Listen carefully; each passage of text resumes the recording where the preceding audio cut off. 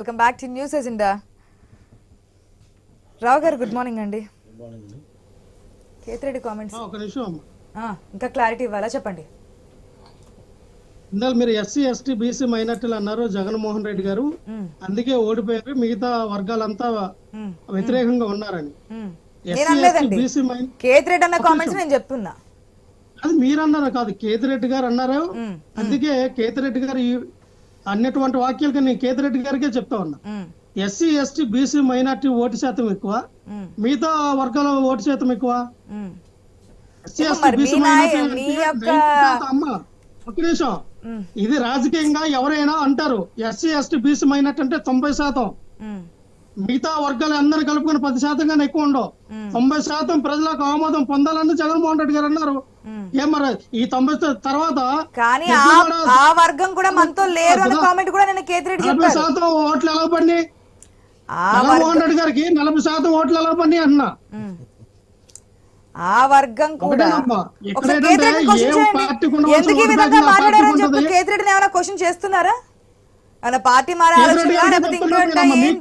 కేతిరెడ్డి గారికే చెప్తా ఉన్నాను, ఆశా గారు కేతిరెడ్డి గారికే చెప్తా ఉన్నా. 40% ఓట్లు పడి ఇక్కడ ఏ పార్టీకైనా, ఇప్పుడు టీడీపీ ఉందండి, టీడీపీకి 30 నుంచి 35% అది స్టాండ్ బై ఓటింగ్. అలాగే ఇప్పుడు వైఎస్ఆర్ పార్టీకి 40% స్టాండ్ బై ఓటింగ్.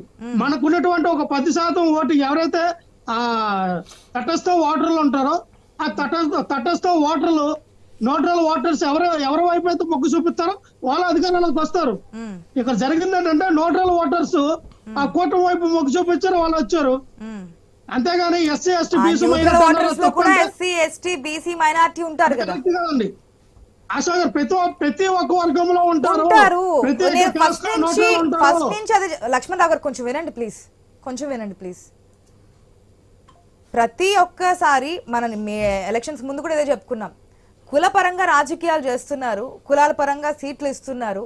ఇదంతా ఎంతవరకు కరెక్ట్? ఒక కులం గంపగుత్తగా వెళ్ళి, ఎందుకంటే కాపు సంబంధించి వచ్చినప్పుడు కాపు ఓట్ బ్యాంక్ గురించి మాట్లాడుతున్నారు పవన్ కళ్యాణ్ ఇదే అన్నప్పుడు.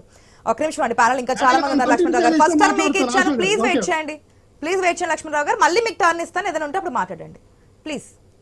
ప్లీజ్ ప్లీజ్, నేను మీకేం చెప్పట్లేదు, నేను ఓవరాల్ గా చెప్తున్నా. ఒక క్యాస్ట్ గంపగుత్తగా ఒక పార్టీకి వేస్తున్నది అసంభవం. అన్ని పార్టీలకి, అన్ని రాజకీయ పార్టీలకి కూడా అన్ని కులాలు ఓట్లు వేస్తుంటారు, కానీ 100% ఒక పార్టీకి గంపగుత్తగా పడిపోతుందంటే అది అసంభవం. ఎక్కడ జరగలేదు, జరగబోదు కూడా. I think. ఒక నిమిషం అండి రావు గారు.